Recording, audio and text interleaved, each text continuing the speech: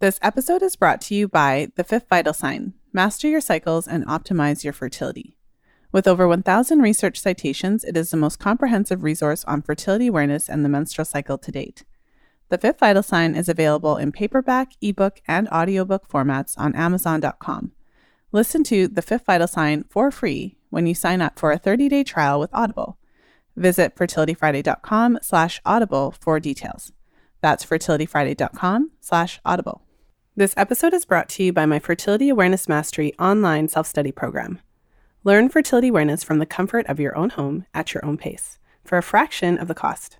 Head over to fertilityfriday.com/mastery for details. That's fertilityfriday.com/mastery. This is the Fertility Friday podcast, episode number 281.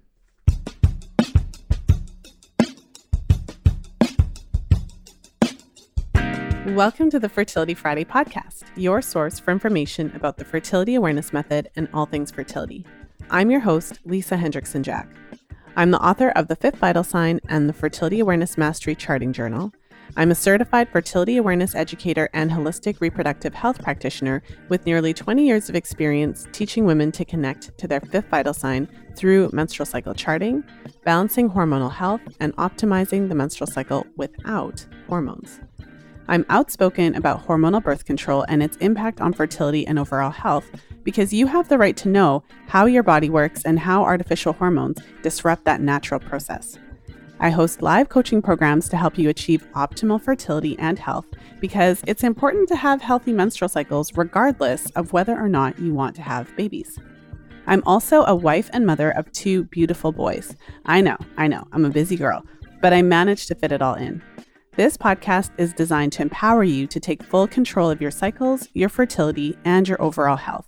And I'm so excited that you're here with us today.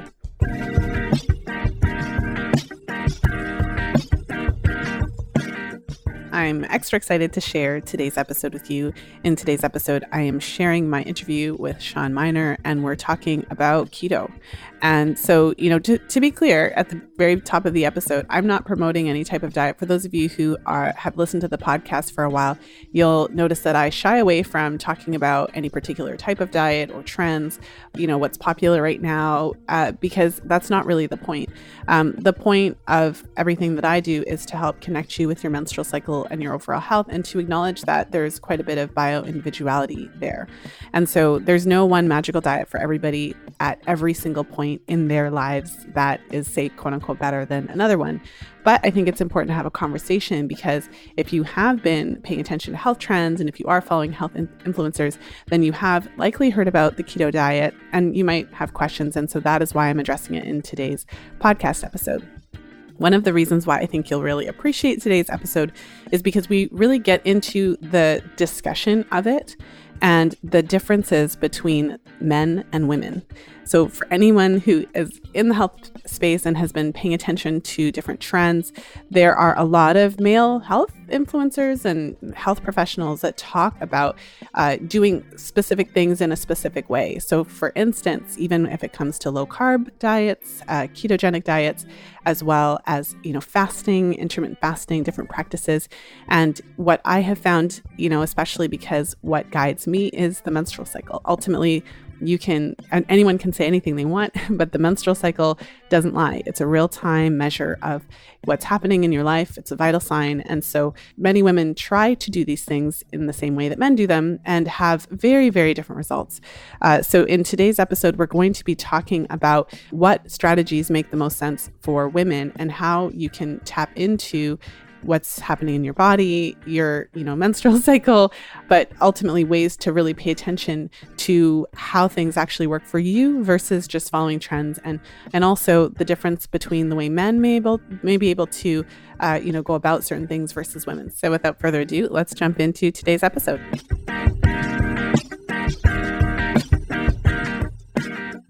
And I'm really excited to be here today with Shawn Mynar. Shawn is a holistic nutritionist and mindset coach based out of Boulder, Colorado. After years of chronic health issues, Shawn was able to regain complete health by changing the food she puts on her plate, the lifestyle choices she makes, and the mindset she brings to daily life. She now has made it her life's mission to help others understand both the power of using food and a healthy, positive mindset as medicine on the path to total wellness. Shawn believes in and coaches on the frameworks of intuitive eating, body respect, self-compassion, and health at every size. And in today's episode, we are going to be talking about everything I just said, plus keto, and really getting into some of the myths about it and how it relates to, I suppose, mindful eating and all the great things we're going to be talking about. So welcome to the show, Shawn. Thank you so much for having me, Lisa. I'm excited to be here. I'm excited to have you. We were chatting just really quickly in the pre-chat, and I'm really excited about the topics that we're delving into today because there's so much out there about diet and food, and it just leaves everyone so confused about what to do. And it kind of takes us away from paying attention to our bodies. Yes, exactly. Yes, which is one of the good things and the bad things that have come out of this keto trend that we're in, is that it's such this amazing, incredible tool that people can use as an eating framework to heal their bodies, women included in some cases. And yet the diet industry got a hold of it. And now we're fighting against these diet culture things, which is all these rules and restrictions, and you have to eat this way forever. And if you don't, you're a bad person, and you can't eat this, and you can only eat that. And it's now it's just gotten out of hand, I think. And so my goal is to bring it back to what it originally is and intended for, which is, like I said, a healing protocol. So it's kind of what I do now within the keto space, is get everybody off this diet craze, because it doesn't work that way. Well, before we jump into all of that, let's talk a little bit about your experience and what brought you to this place. So why is this such a central part of your message now? Yeah, well, it all started, like you said in my bio, with just being really sick. And I was actually chronically ill for almost 10 years with autoimmune disease. And then that turned into what I now know was mold toxicity from living in a moldy home for several years. And that just spiraled.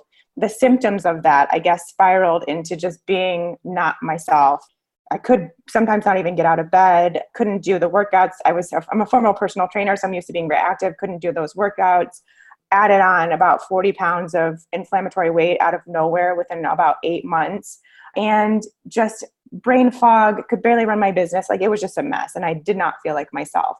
And so what came out of that is, when I was in my very bottom basement low, not even hanging out with my friends anymore, not seeing my family, just being basically depressed because I felt so terrible, I turned to the keto diet. And I had known about it. I'm a nutritionist. I knew that it was out there. I knew it was the thing. It was back when it wasn't all that popular. Mainly people, some type 2 diabetics were doing it. Some people with seizures were doing it, but that was about it. And it resonated with me as I started learning more about the benefits that come from it, some of these symptoms that can be relieved. And they were all my symptoms, clearing up brain fog, getting more energy, which were just things that I wanted to get back so that I could live my life again, so that I could actually function like a normal human. So I started keto right then and there, and just as a symptom manager. What ended up happening is a few things. First of all, I got better way quicker and way more than I expected. It wasn't just a symptom manager, it actually healed my body, and it got me within months to feeling like myself again. And then year and a half down the road, better than I ever had in my life. So just this new place of health because of the benefits of keto and being in ketosis. But then along that way, it also led me to kind of adapting a new business model, because I realized all of the misinformation out there. So as a nutritionist, as a woman, then I'm going into this world of keto, which was at that time pretty much just run by men. The advice given was by men, for men. A lot of them weren't even nutritionists or any sort of health practitioner. They were just people saying what worked for them as a man, and women were following it and getting themselves into serious trouble. So knowing what I knew, I kind of had this new approach that I had done to get this healing that I had with my body and with that experience. From there, I realized more women needed to know that, because yes, it's a great healing tool for a lot of people, but as a woman, you need to approach it a lot differently, and it wasn't being talked about then. So that's why I'm here now doing what I do, and this was 3 years ago now, almost to the day. Now I've taught, of course, thousands of women the differences that they need to take into account with keto, and helped a lot of women get healthy because of it. Mm-hmm. Love it. Love it. There's so Yeah. much to dig into there. For the listener who is maybe kind of familiar with keto or kind of like, what the heck are they talking about? Could you break it down for us just so that we understand what it is and how it could possibly improve health like it did in your case? Yes, exactly. So here's again where some people may know it based on what the diet industry or diet culture has taught you, which is don't, eliminate all your carbs, eat a bunch of fat, have all this bacon and butter and everything you want, and you'll get into ketosis and you'll lose a bunch of weight. That's what people want you to believe. That's not what it actually is. Oh, you're not just sitting there all day eating butter? That's not what it is. I mean, I guess you could, but I don't recommend it. No. So what it actually is and this is going back to way, way, way back to early 1900s when they first found out that ketosis could help epilepsy patients. So it is and has always been a healing protocol because you are trying and then basically you're using a diet to get your body into a state of ketosis.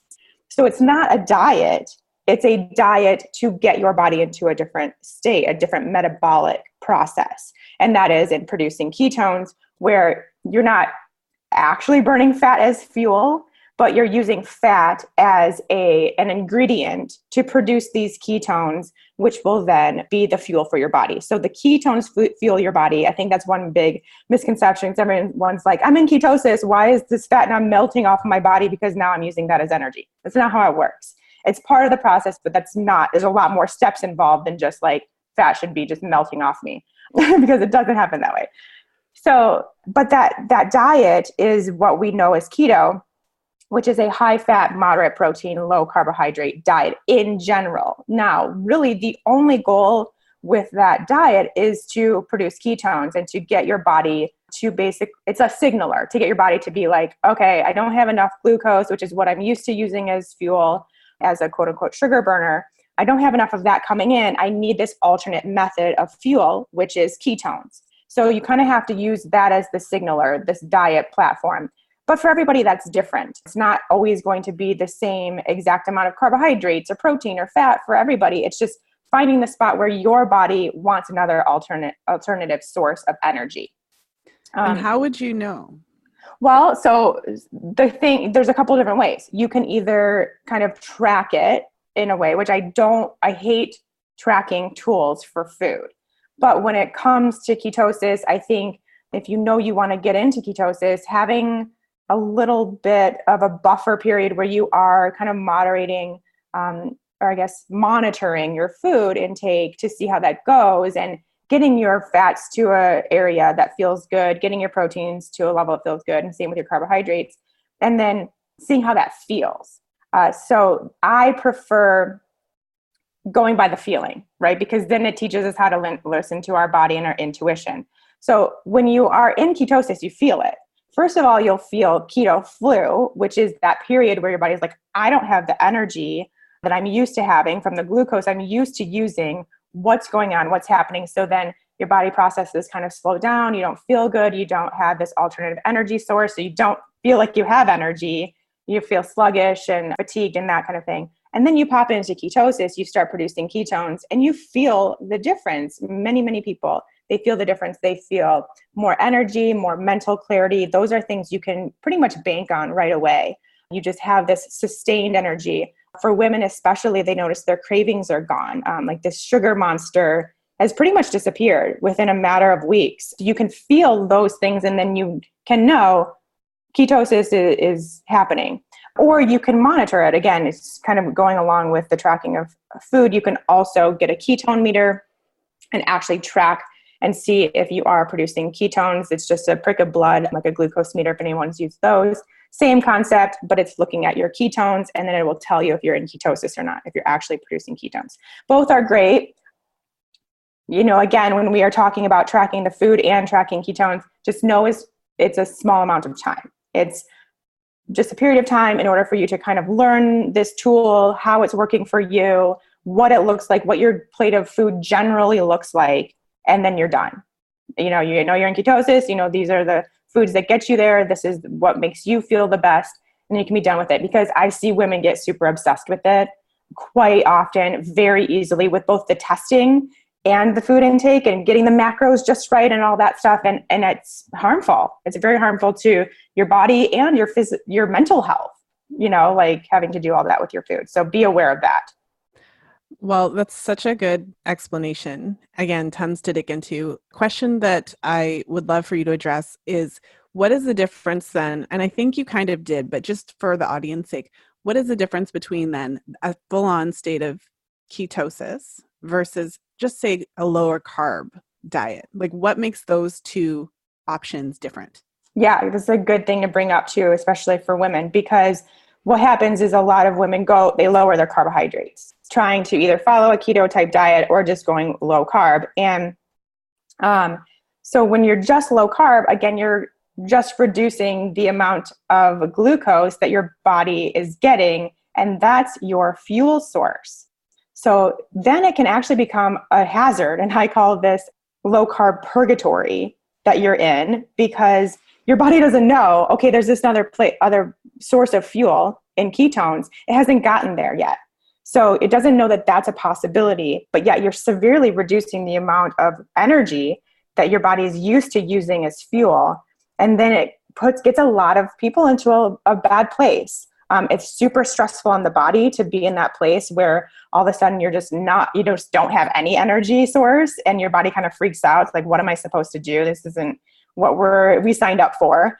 I just see a lot of women get to that point where they think they're doing keto, but they haven't increased their fat intake enough to make it a place where your body would then turn to producing ketones, and it can get into trouble. So that's a low carb diet. Well, can I just ask a question about that? Because there's obviously different ways to do things. Yes. Like if you're working with a nutritionist who specializes in keto or low carb, and because I think one of the things that we're going to end up talking a bit about today is disordered eating patterns. Mm-hmm. There's a difference between modifying your carbohydrate, or you're modifying your macronutrient ratio and, kind of playing with the carbohydrate versus fat versus protein, but getting enough to eat and consuming enough calories to actually support whatever it is, however you live your life. Yes. So whether you're just living your life or whether you exercise a ton, there's a huge difference between like going low carb, but like eating enough food. Oh, absolutely. Versus going low. So is that what you mean when you say women sometimes get into trouble? Because you're just like, okay, this sounds great. I'm just going to cut out all the carbs. And then you like just cut out all the carbs and then you just don't eat anything else. Right. I mean, think about it. If you are just going to be like, okay, I'm just going to substitute my normal white rice for cauliflower rice. And instead of having pasta, I'm going to have zucchini noodles. Or I'm just going to have a big giant salad instead of what I would normally have that would have carbohydrates. Then it just becomes a low food diet. So that's the problem is when people go low carb, they just go low food. And we cannot do that, right? So that's, again, another super stressful outcome. So that's why this low carb purgatory isn't the place for most women to hang. Well, no, I don't know, but any women to hang out. We don't want to hang out here. Well, the only reason I wanted to kind of jump on that is because it is possible to modify the macronutrient ratio, eat fewer carbs, but you would also have to replace that with something. Yeah, like you can't just, I always say like, you can't just be like, and I'm going to cut out an entire macronutrient category and just like go on as normal. So I just want that distinction to be really, really clear because I operate from the menstrual cycle, right? I mean, when I'm working with clients, it's always about the cycle. And so if you are, let's say, doing exactly what we're talking about here, which is trying to modify your carbohydrate consumption without really addressing the fact that you need fat. And like, there's only 3 macronutrients. If you cut out all the carbs and you just don't change anything, most women then, before they kind of get into this different place of understanding food, don't necessarily eat enough fat to sustain and won't necessarily replace that. Just so that it's like, because it doesn't mean that you couldn't eat low carb and like live normally and have a healthy menstrual cycle. It just means you have to make sure you're doing it correctly. I don't know if I want to say that. Right. I mean, it's true. It's because, again, we want to stay out of that low food category. And again, this is what I think a lot of women have a problem with keto, is because they don't understand how much fat then is involved. Because again, we still, back from the 90s and the 80s, have this fat fear. even though we know now that fat isn't bad, it doesn't actually cause heart disease, all this stuff, we still don't understand. We still just have to hold on to that fear, right? Because it's ingrained in us. So we reduce our carbohydrates by a ton, but then just adding another pat of butter to your broccoli or whatever isn't enough to make up for that, right? So we have to make up for it in our fat content. And I mean, some women would potentially try to do that with protein and increase your protein. But what I find is, first of all, that isn't a true ketogenic diet, and we can talk about that. But also, it's just not palatable to eat that much protein. You can't increase your protein enough to the point where you're getting enough food. So then really working on that fat intake is the best and the most tastiest way, in my opinion, to add some really good, nice fats to your meals to make sure you're still getting enough food. And then that also promotes ketosis, because that's where kind of this ketogenic diet comes in that it is a little bit more, it has a little bit more nuances to it than just lowering your carbohydrates. You do have to moderate your protein, because some people can have a blood sugar impact from protein, to having too much protein at one meal. And the whole goal is to keep your blood sugar pretty darn stable, which then is the signaler to get you into ketosis, to start producing those ketones. And then, sorry, go ahead. Maybe finish your thought. Okay. And so then fat is what really needs to be increased, because first of all, it doesn't spike your blood sugar in any capacity. It keeps you at a nice stable blood sugar level when you eat fat. But it also is, like I said at the beginning, an ingredient to what we need to produce ketones. So you have, again, it's a part of that signaling process. It's like, okay, I have plenty of these fatty acids to build the ketones, which is how that works. So that's why it has to be a little, like, again, there's lots of variation between this high fat, moderate protein, low carbohydrate diet, but it does have to be this general framework in order for you to get into ketosis. So that's really the difference between like low carb versus keto. Okay. So just to kind of make sure that I'm understanding and that everyone is understanding. So with ketosis versus, or like a, keto diet versus lower carbohydrate, one of the main differences is that it's significantly, obviously lowering the carbohydrate intake, but significantly increasing the fat intake to compensate, so that at the end we're getting enough to eat and our body has enough fuel and energy. So this leads me into the question I was thinking about, which kind of shifts it, which is why I asked you to finish your thought before I asked it. But why? So why? Two things. Going back to your own story, you alluded to the fact that it kind of all came about, keto in general, as a healing tool. And in your case, it actually it wasn't a diet, like it wasn't a fad. You weren't doing this thing for, it was because you were having some specific health issues, and this actually helped to heal it even more so than you even thought that it would. So question A, what are some of the reasons from a therapeutic standpoint why someone would want to do keto? So kind of to address that aspect of it as a healing diet. Of course, it's a healing tool. And the reason being because ketones have healing properties. So I just like to picture them as like these little, like almost bugs or something that are going around in your body and healing you. So they are great for modulating your immune system. So autoimmune candidates are, this is an option for that. They lower inflammation. So your inflammation levels almost immediately improve when you start producing ketones, which is what for me was the biggest issue in my body because of being exposed to mold. It just created this inflammatory response. And so I was able then to really get that healed and back to normal because of the ketones. They also fuel your brain in a very clean way.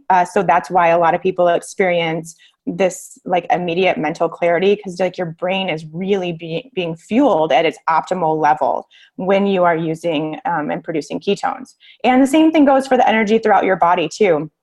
It's a very clean source of fuel. It's a very efficient source of fuel. So you can kind of almost feel like you have this sustained level of being fueled and having energy throughout your whole body, your muscles and everything. So a lot of people notice that in their workouts too. The state of being in ketosis also it cleans out your cells. So any damaged or dead cells will kind of be cleansed while you're in a state of ketosis. And so it gives obviously the opportunity to build new, stronger, healthier cells, and to have an overall optimal level of cellular health. And then also, if you're just thinking about it from even a more basic standpoint, blood sugar, even whether you get into ketosis or not, if you're eating a low carbohydrate, moderate protein, high fat diet, like I mentioned, your blood sugar is stable. It's very stable. It's very healthy. It's very balanced. So we avoid these swings, which I call the blood sugar roller coaster. You're on a baby roller coaster when you're in ketosis or eating that type of diet, instead of having these massive highs and lows throughout the day, which a lot of people have now following kind of a more standard diet, even in kind of a quote unquote healthy diet that can still lead to these blood sugar spikes and dips. And that has a number of risks involved. But if we're talking specifically to women who maybe don't even have any sort of blood sugar issues or don't know they have, still, it's a stress response. Anytime you have that blood sugar dip that follows a blood sugar spike, your body releases cortisol.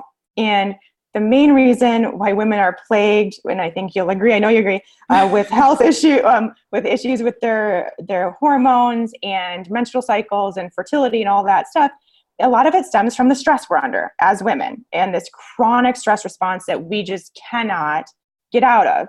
And so if you can at least take part of it off your plate, yes, you might still have a partner, a family, a job, like all this stuff we're trying to balance as, these awesome women that we are. But if you can take your diet or what's going on in your body health-wise off your plate as being a possible stressor, then that's one less thing that you have to try to deal with and manage as far as your stress response goes. And this is really where I got into like the more keto for women approach, is how to make keto go from a potentially really stressful environment, if all of a sudden all you're eating is bacon and butter, to this really nutrient dense healing approach that actually signals to the female body that it's safe, which is the goal with pretty much everything we are trying to do, especially if we want to work on our hormones, is to provide this safe space for our body. And the keto approach can actually be a sense of safety for your body, especially when you start producing those ketones. And it's this awesome source of fuel that's readily available just on your body. And so just there, it's like your body feels safe. Like, okay, I have this source of fuel. I know I'm good. I'm not going to run out of energy at any given point, even if there's a famine or whatever. So, which not that we have famines anymore, but as a diet or anything like that. So that's the real goal with keto for women, which is where I'm at now. Well, that's a good segue. So I have a question, and I think it's going to open up the can of worms about the differences between how men and women's bodies work. When you were describing just what you were describing about why it's beneficial and how it's a different kind of state than what we're typically in when we're eating all of the carbs, hashtag all the carbs. It's sort of sounded like how I've heard fasting described in terms of how your body goes into a different state and potentially is fixing certain cells. And so it's so I'd be curious to just hear what you have to say about any similarities or differences to the state that you would get into when you're fasting. And then of course that leads into the discussion. So I'm just going to put it all on the table and then we can just massage it. Yes. So we're, initially here talking about some of the health benefits, and we haven't really gotten into some of the specifics. For me personally, I've seen women who are somewhere on the PCOS spectrum, who are insulin resistant and or glucose intolerant. So women who we already know they have an issue processing sugar. Right. I've seen women in that category really benefit from either keto, low carb, or some sort of combination because it just helps them to ovulate, because this, so I've seen it be more of a therapeutic, very specific situation type of thing. But obviously most women these days are finding this as a dietary thing to lose weight and kind of getting into this intermittent fasting, doing keto, doing all this stuff. And it's a very male dominated space. Yes. Yeah. I'd love to just get into it. Okay. Yes. Let's just get into all of that. Okay. I want to start with the fasting conversation. I have such a love-hate relationship with fasting. I don't even know if I'd go love. I go like tolerate hate. Yeah. Fasting, I guess, because, like you mentioned, they're very similar. Being in a state of ketosis and fasting fasting basically accelerates the state of ketosis would do healing wise. It kind of puts it on the fast track as far as healing your body. Now, of course, how many of us women, and I'm not putting us in the picture, but in general, us as women see fasting as a tool to lose weight. So we're not going into it for this accelerated purpose of like, oh, I just really need to feel better. And I will be perfectly honest. I did follow a fasting protocol for a short period of time because, again, I needed some healing. I needed massive healing as quickly as possible in order to get my life back. And it did not work for me. It stressed my body out. I started losing my hair, all that. Like, it was not a fit for me. And I don't think it's a fit for a lot of women. I'll be completely honest there. Like, I really don't recommend it for most women because you don't really need to.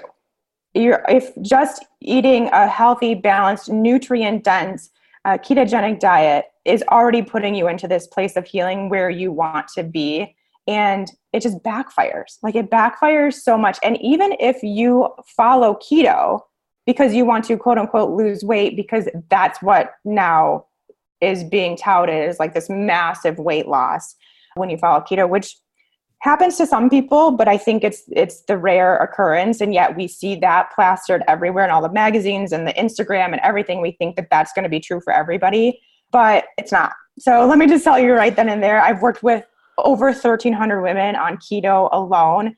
And the vast, vast, vast majority do not lose weight within the first 3 months, probably at all, because they're healing their bodies. Their bodies need to be healed. We have some work to do. We have things going on that are really, truly the reason why there may be excess weight holding on. And that's what we're working on with keto, because it's a healing protocol. It's not a diet. And the same thing goes with fasting. It's a healing protocol. It's not to accelerate your weight loss so that you can lose 20 pounds in a month instead of 10.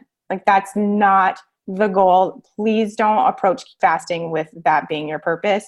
It will backfire. So, but again, there are certain cases where, for health reasons, I can see why fasting would be encouraged. So that's why I tolerate it. Well, yeah. And can I just jump in there? Because, of course, just to share my perspective on my end, because when you get into something like that with the fasting, so the men are out there, not to, crap on the men, because fasting is amazing.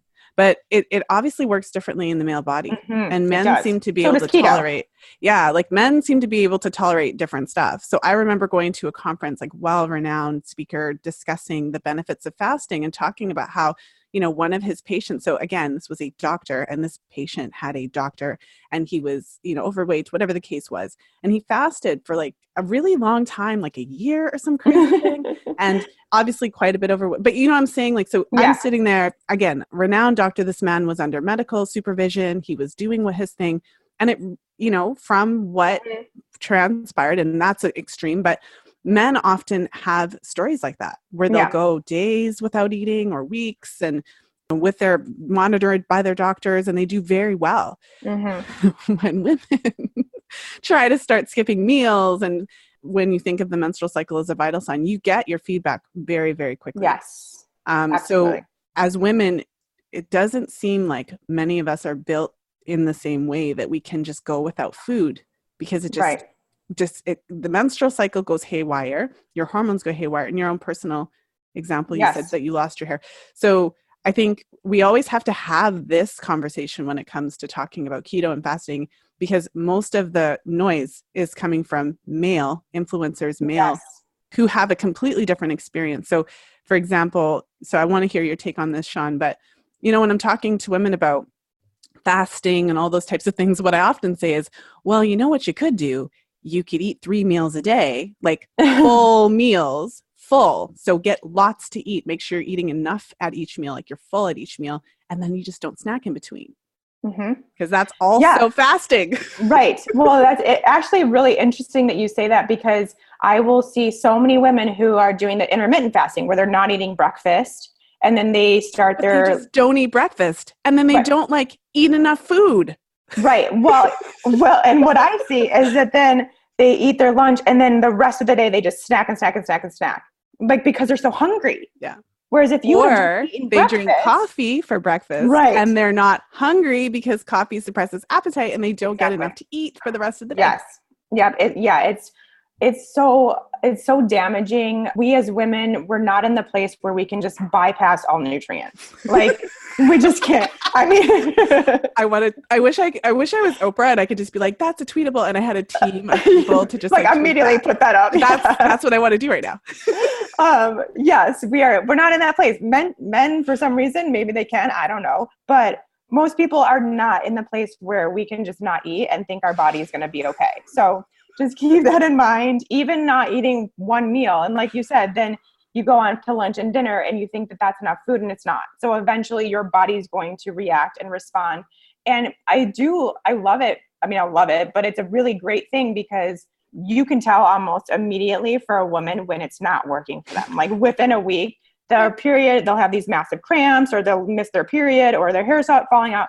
They'll know. Ovulation is delayed, premenstrual spotting, shortened luteal phase, like exhaustion, temperature super low. Why is my temperature so low? Why am I so exhausted? Well, did you eat today? So just to put it out there, because I know I have a lot of very keen listeners who've been listening to the podcast for a long time. And, you know, the questions about the low progesterone and the luteal phase and body temperature. Sometimes your temperature is low because you're not eating enough food. Yes. Oh, I've seen that so many times. It's very obvious to me. But I do like that we're having this conversation here, and something that you talk about hormones on probably every episode, I would imagine, because it gets in there. One of those things. Because really, the difference why men can do it and women can't is because of our hormones, and this is the same case as to why keto works differently for women. Like I have so many cases where the husband, you know, they start together, the husband loses all this weight, like 20 pounds in a week. And the woman's not losing any, or maybe 1 or 2 pounds or something. And then they get frustrated and quit and all this stuff, right? But that's what makes us women. That's why we are women. That's why we do what we do. That's why our bodies can create lives. It's so important to understand that it's not going to be the same for you as it is for your husband or your son or whoever else in your world might be doing this with you. But you have also a bigger purpose and a deeper purpose, which for a lot of us women, if weight loss is our goal at some point, a lot of that stems from at least partly our hormones. So we really need to understand that the healing comes from a deeper level.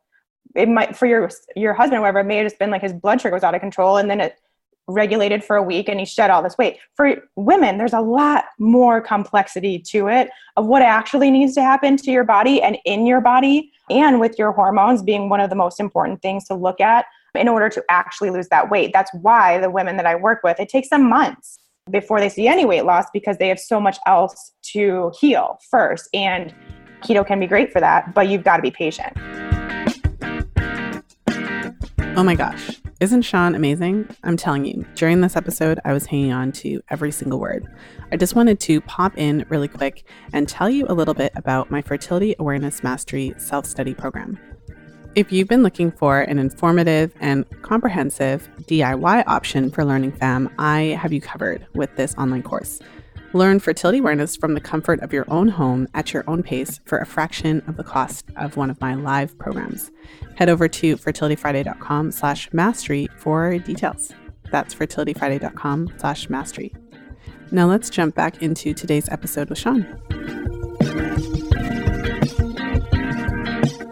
Well, it just makes me think about the myths that we are taught about weight loss. And this is something I've touched on the podcast in a couple of episodes. So I'll link those episodes here. But for example, I mean, the TV tells you that when you want to lose weight, basically you just restrict calories and then like kill yourself in the gym. Yep. And so this then can become an extension of that because it's kind of like you're missing what it's about. So keto is not about restricting calories at all. At all. You should never be hungry. No, not at all. You should actually be really satiated because fat and protein is really satiating. Yeah, exactly. You should never be hungry, ever. No, you should never be hungry. You should never intentionally skip meals. You should not be, like, one of the things I hate the most about keto is that in the keto community or diet space, whatever it is, they call all these foods like off limits. Like you can't ever eat fruit, you can't eat carrots, you can't eat beets.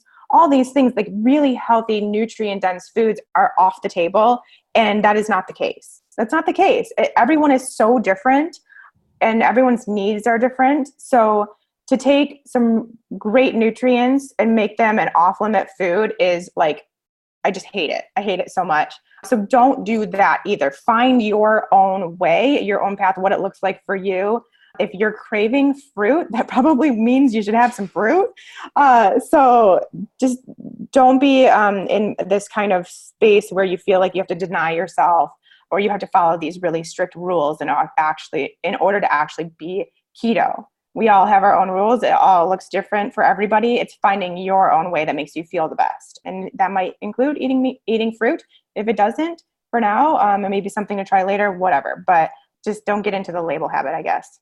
Well, and to allude to something that you mentioned, I think it was at the top of the call, because we're kind of in this very interesting space right now when it comes to food and diets. And everyone, it would seem, is looking for the perfect diet for everyone forever. Yes. And so you have all these people, this is the way to eat forever. And so one of the things I just naturally didn't do on the podcast over the years is I've never promoted any type of diet. Mm-hmm. Because at the end of the day, if you're looking at a person on an individual basis, there's a different type of way that you would eat when you're a child. There's a different type of way that would be optimal when you're trying to get pregnant, when you're trying to restore menstrual cycle health. And even depending on what specific challenge that you're facing with your menstrual cycle versus when you are no longer menstruating, when you're, you know what I mean? Like there's different ways to eat throughout your life to address your needs. Absolutely. So then for a woman who had horrible experience with whatever health issues that she had, her cycles were completely haywire. Perhaps she did struggle with insulin resistance and et cetera, she, goes to keto and it's like, she's finding Jesus. It's everything is amazing. My cycles are finally normalized. I did lose the weight, over time and I feel amazing.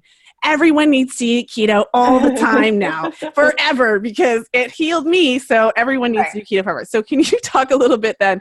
Okay, so for the woman who is in this space, do you do it forever? Do you do it for a period of time? If it's a healing diet, do you heal and then move on? Like, how does this work?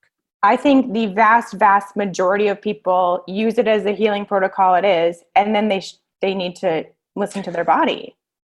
Right. So there, of course, are probably going to be certain cases where, depending on the health status of that individual and what they have to heal, what healed, what they need to do to keep it that way, may be that they do need to stay in ketosis or somewhere around that framework for the long haul. But the vast majority of people, you use it as the healing tool that it is, and then you find your own path. And it happened to me. It happened like super naturally. I was following keto for about 2 years. I felt really good. Like I said, I eventually got to this place where I've never been healthier. And I didn't even recognize really that it was happening. I just found myself naturally drawn to foods that I had been not eating as much of, like sweet potatoes and plantains, more fruit. I was at the grocery store and I was like, man, those foods look good. So I knew that was my intuition saying, it's time. Like, it's time to explore other things. This isn't something that you need to be on anymore. And in the past, if I had eaten perhaps more fruit or more carbohydrates of any sort in a day, and I still needed to be in ketosis, I would feel bad. Like, I would not feel good. And then that's kind of was my signal. Like, keto is physically bad. Like, just to be clear, because when you first said it, I was like, no. Emotionally. Not bad. Like, and I was like, no, that's not what she means. Physically bad. Yeah. Physically not good. I would feel sick. I would actually feel hungover. Like I had been, which is a sign. So that was my sign that keto was still my place. But then, as it progressed, I would eat more carbs. I would feel good. I would feel actually better. And so that's when I knew that it was time, and I just could do my own thing. I could find my own way. Keto wasn't something that my body needed anymore. And so now that's kind of what led to a more intuitive eating approach, where I just listen to my body. I'm not on any framework. I don't follow anything except for what my body wants. My own internal nutritionist is telling me what to eat every day. And it's different every day. The amount of food I need is different every day based on my activity level, my workouts, all that kind of thing. And there's no need for me to even think more about it other than I'm hungry, I'm going to eat, I'm satisfied, I'm going to stop eating. This sounds good. This doesn't. Well, so I can really resonate with what you're saying, because I think throughout my life, that is how I eat. That's how, like, I'm quite in tune. If I start an exercise routine, I know I feel hungrier, and so I end up having to eat more because I just, So what about the women who are not in tune with their bodies? So let's talk a bit about disordered eating patterns. So as you know, over the years, I've interviewed a lot of different guests. And so, for example, when I interviewed Nicola Rinaldi about her book, No Period, Now What, focusing on women who struggle with hypothalamic, I can never say this properly, hypothalamic amenorrhea, HA. We know what you mean. Yeah. Thank you. And often women in that category, it's characterized by under eating, so undernourishment, over exercise, and stress. Yes. And so, well, and so there's a whole category. There's a percentage of women who are listening right now who are experts, like they have their PhD in overriding your body signals. In order to think about it that way, right? In order to exercise and exercise and exercise and like not eat enough and be hungry all the time, because I've never personally been in that space, it really amazes me. So that's why I say it that way. I'm not trying to throw shade or anything, but I'm basically saying that there are women who are very used to overriding what their body's saying. I'm not sure exactly how it feels at the time. So the concept of mindful eating, the concept of paying attention to your body can be also very terrifying. Yes. I'm sure there's women who are worried, if I just paid attention to what I want, I would just eat, 16 tubs of ice cream and that would be the only thing I would eat. So are there women for whom keto and like this conversation that we're having, are there women for whom this is not appropriate, that they should just not, like, don't touch this with a 10-foot pole? Yes, definitely any woman who is disordered in their eating patterns, whether they have a history of an actual eating disorder and they've been diagnosed, or they just know that how they view food is probably not from a place of health and healing, but more so of restriction and control, then that's not the right place, because you're just going to feed that disorder and it's going to get bad. And this is where we see these people who have all these rules and restrictions, and it's really like that diet culture influence where they're basically just taking their eating disorder and put it into keto. And we don't want that. So if you are that person, my only thought with this, and this is how I teach keto, is that I do see, not for someone who necessarily has disordered eating, but for someone who comes from passive dieting, which is me. I spent 20 years on some sort of diet or another. I actually did, like I said, have HA for about 2 years because I was just that kind of person.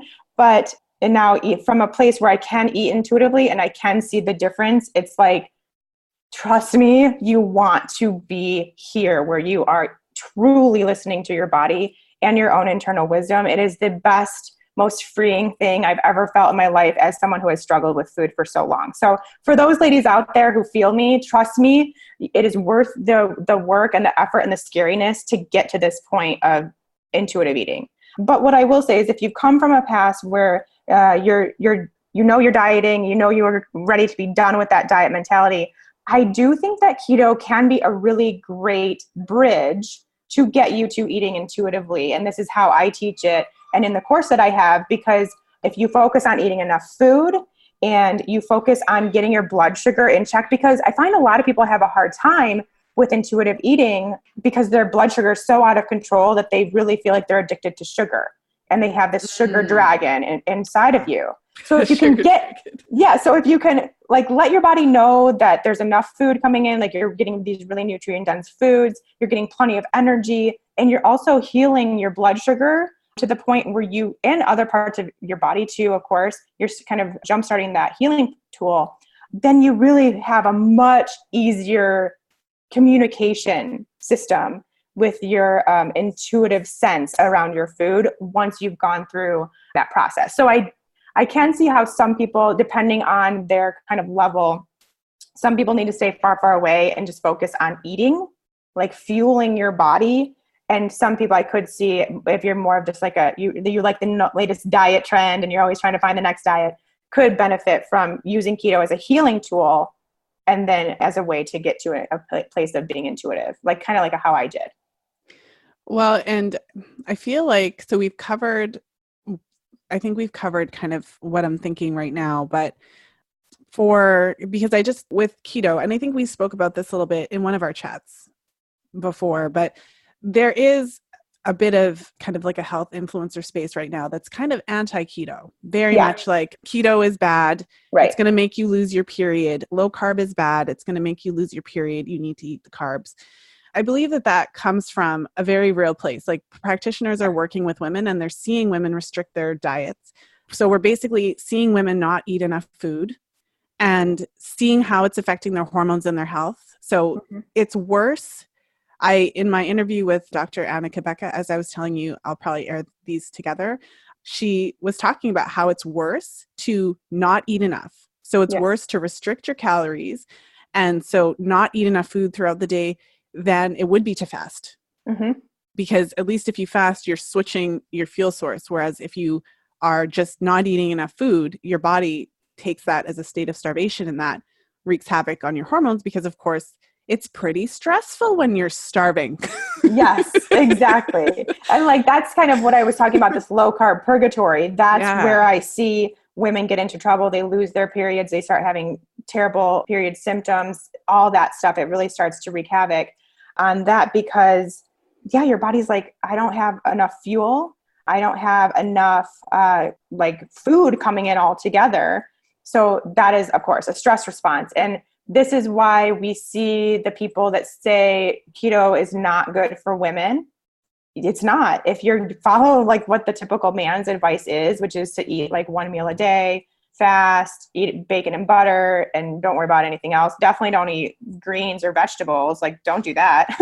If you follow that advice, then you're going to get yourself into trouble. So I find that when we do have these advocates that are saying, don't do keto, it's not good for you, they're looking at the typical, what I call old school keto approach. Whereas my new school keto approach, or this one that we're coming about, I think a lot of health practitioners are now agreeing, is full plates of food, lots of nutrient dense food. So really good high quality meats, lots of good healthy fats, tons of vegetables. I mean, the good thing about veggies is they're just a vehicle for more fat, like a bigger salad, or like I said, putting butter on your broccoli, that kind of thing. So just think about it that way and eat enough food. Like, you have got to eat enough food. You've got to get all the nutrients that you need, which comes from these nice big plates of colorful foods. So keep that in mind. And from there, I see a sense of safety because you are also actually getting into ketosis. So we're not in this low carb purgatory state. Well, let's talk a little bit more then about what this really looks like. And thank you for painting that picture. Because for me, I'll speak from my own experience. I'm a West Indian girl. And in my West Indian household, when I was growing up, I don't believe that I ever really went a full day without eating bread. Bread was like, obviously, it's a food group, right? Air quotes. I roll. Okay. So the bread and then the rice. So every meal when I was growing up, or almost every meal, pretty much every meal contained rice. And it was like half a plate of like white rice. So for the longest time as a youngster, and even in my kind of late teens and early 20s, like that's what meals look like, and in my mind, that was the only way it looked. And at some point when I discovered I had an issue with my thyroid, and my naturopath was like, so when you eat gluten, it's not so great for your thyroid.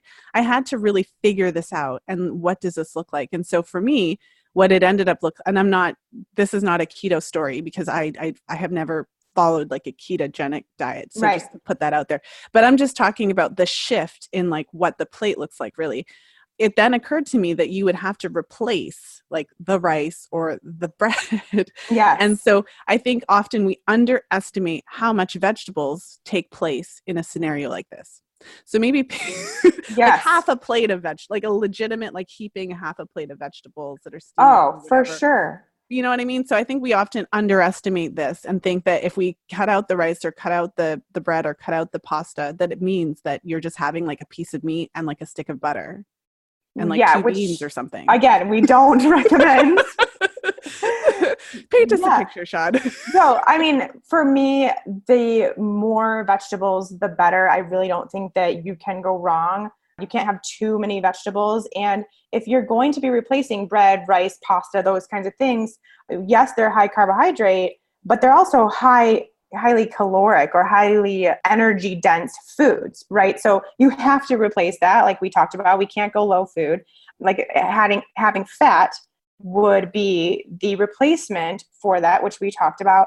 But that doesn't mean that vegetables are excluded. Yes, they're not nearly as energy dense, but they're nutrient dense, which is what we are focusing on. So your main thing on your plate of food at pretty much every meal should be vegetables. If you have that, then you're getting the nutrient density that you need. You're also getting the energy you need. And like I said, it is so good. They're just vehicles for fat. So find the fat that you want, and find a way to get it into your mouth instead of just biting a stick of butter. So find a way to get it into your mouth, which is probably going to be a vegetable. And the cool thing is I actually didn't really like vegetables before I got into keto. And then I started adding all of the fat to it. I started roasting them in coconut oil and all this stuff, and it makes them delicious. So that's the beauty, is you will find a new appreciation for your veggies when you are including fat with them. So this majority of your meals, even breakfast, hopefully is going to include vegetables, and a big, nice variety of vegetables too. And that's going to be your replacement for these foods that are the higher carb foods that you're not going to be eating as much of.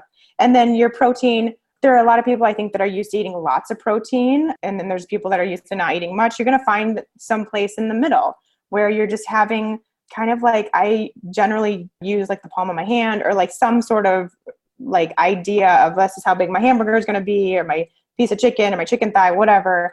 Just some sort of serving that isn't like this massive amount of protein or this teeny little 2-bite thing of protein either. Like somewhere in the middle, it can be very general. And then, yeah, your fat source is just the best way that I recommend people start is just make sure that everything on your plate has some fat to it. Has either like it's topped with fat. The biggest question I get is I don't know how to add more fat to my meals. Sauces, dressings, mayos, things like that. Top it, like have a dip, like dip your vegetables, dip your meat into fat, or, have it drizzled on top, or like not drizzled, it could be poured on top, whatever you want. But make sure that your second biggest thing besides vegetables on your plate is the fat content. Mm-hmm. Well, I think we need to hang out here for just a minute, because it's still fascinating to me. So again, like I always come from, like the menstrual cycle is like where I always come from. That's where my mind always goes to. And so for instance, in my group programs, when I'm working with clients, the first thing that I go through with all of my clients, even the ones who have been charting for a long time, is the basic hormone cycle so that we understand it. And it might seem for many people as a bit redundant, but ultimately it's important to kind of understand, like, the hormones regulate the cycle. That's how this works. And in order to make the hormones are made from cholesterol, and cholesterol comes from animal fat. So It's so interesting how for many of us, especially those of us who grew up in this like anti-fat period of time, it's to this day, even if we know it, even if we have it in our heads that fat is okay, we still are not necessarily comfortable with that. And I'm thinking about something that you said, because we were talking about women with disordered eating patterns and how this can, in some cases, be part of their journey to kind of get back to intuitive eating. So having to actually like eat fat can be one of the ways to for sure, because that would be hard, especially if you've been terrified that that's going to make you fat your whole life. And the coolest thing that happens when you do that is like you immediately feel better. Like immediately, whether you're in ketosis or not, just because your body's like, oh my God, I've been needing these fatty acids for so long, like it's like your body just can relax because you're finally eating what it needs and not thinking it's bad or not trying to restrict it. And a lot of us don't even do it intentionally, but we're just stuck there. And so when you actually like really push it and really try to increase, people feel amazing. Like their skin looks good, their hair is amazing, their mental clarity is on point. Like it's just like immediate change. And so then it obviously breaks that habit of thinking fat is bad, which is great. Interesting. Well, the brain is 60% fat, right? Exactly. FYI. So exactly. We need it. Well, so this has been amazing and so informative, and I've loved every minute of it. thinking back on everything that we've talked about today, what is the one takeaway that you want our listeners to leave with? I think the biggest thing is always just to do you. Don't do keto because your friend's doing it or your neighbor, your coworker, and so you're going to follow exactly what they did, or you see this blogger or person on Instagram. If you're happy and healthy doing what you're doing and you enjoy it, stay there. If you know you need to change and it kind of seems like keto might be the next step, then do that, but do it on your own terms with your own guidance system, is being the leader in what's driving you to make those changes, because we just need everybody in all the nutrition space to just do themselves. Be your own person, do what your body needs, be okay to change it every single day, every single minute, whatever it needs. And that's what will lead to true health. So it's my new message that I really am trying to get across here. Oh, yes. So important. Love that. Mm-hmm. Thank you so much for being this was so fun. Thanks, Lisa. It was really fun. Oh yeah, no, this is amazing. And I could have just kept rattling on. Like, but just keep talking. Yeah. But I'm stopping. So because I'm sure you have things to do today. But where can our listeners go to find out more about you, keto, everything you do, your programs, your podcast, et cetera, et cetera? Yeah, so everything I have going on is over on my website at shawnmynar.com. It's MYNAR.com. So you can find everything there. I do have the Keto for Women show podcast, where I've just spent basically over 2 years talking about all of this stuff, and also how to incorporate mindfulness and mindset practices, just really important stuff for women to know in general about their health and well-being. So we do that over there on the Keto for Women show. And I have, like I mentioned, I have an online group project that helps women slowly get into ketosis so that it's in a safe manner for their body, while also learning to be intuitive and that kind of thing. So that's going on too. So you can find more information about that over on my website too. Awesome. So we will include all of those links in the podcast show notes page. So thank you again. This has really been amazing. Yes, thank you. Have a good one. Thank you for listening. If you enjoyed today's show, please share it with a friend. You'll find the show notes page for today's episode over at fertilityfriday.com/281. I hope that you enjoyed my interview with Shawn. You could tell how much I enjoyed it because I was thoroughly excited, but ultimately I was just really excited to have an opportunity to talk about food and diets, and also shed some light on some of the myths around low carb and ketogenic diets. Because I'm always leaning on the menstrual cycle and looking at that, this is why I'm always saying this. It's a broken record. It's the title of my book, but the menstrual cycle is the fifth vital sign. It's a vital sign of your health that you can really pay attention to and gather information about. And so the thing about the menstrual cycle, I call it the great equalizer, because regardless of what any individual person is doing, as a woman of reproductive age, your menstrual cycle is really going to tell you the status. It's kind of like the status report, and it's up to date, it's real time, and it's always changing depending on what you're doing. So for example, if you take on a new diet that involves a lot of carbohydrate restriction or a lot of food restriction in general, and ultimately you're not getting enough fuel to support your energy expenditure, or if you start a new exercise routine and again you're not adjusting your intake of food to accommodate for your new energy expenditure level, or you adopt a ketogenic diet, but you really don't adopt it because you're not getting enough fat, or you adopt a low carbohydrate diet, but you're really not because you're just cutting out the carbs and not replacing it with anything, then all of those scenarios will show up in your menstrual cycle. And so for any woman who is embarking on any dietary changes or any new journey, any exercise regimen, routine, who, if you're naturally cycling, if you're not on hormonal birth control, and you're actually paying attention to your cycles, you're monitoring your ovulation, you're monitoring the length of time between ovulation and your next period, so your luteal phase, you can really use that information to help you figure out if you're on the right track. And so I loved towards the end of our interview when we were talking about healthy fats and Shawn was sharing different ways to get more fat into the diet, because ultimately fat is what helps you to make hormones, animal fat in particular. And this is why on the show, I haven't had a focus on vegetarian and vegan diets. I often get questions of, bring on an expert on a vegan diet, but ultimately a vegan diet does not contain any animal fat. And we know that we need animal fat because animal fat contains cholesterol.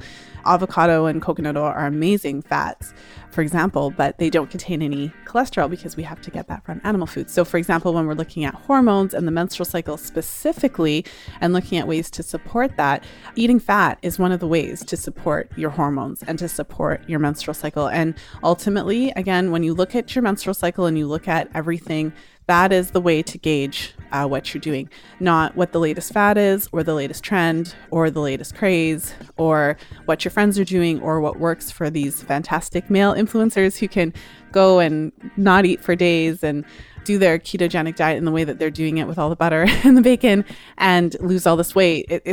What they're doing is irrelevant because what matters is what is happening in your menstrual cycle, And so that is the way to really gauge it. It's a very personal journey because what works for one woman won't necessarily work for another. What works for one woman to lose weight, what works for one woman to bring her periods back, what works for one woman to lengthen her luteal phase or whatever she's trying to do doesn't necessarily work in the same way for another woman. So I really appreciated this conversation for so many reasons. And I hope in your case, it has shed some light on what is keto? What are some of the biggest myths about keto?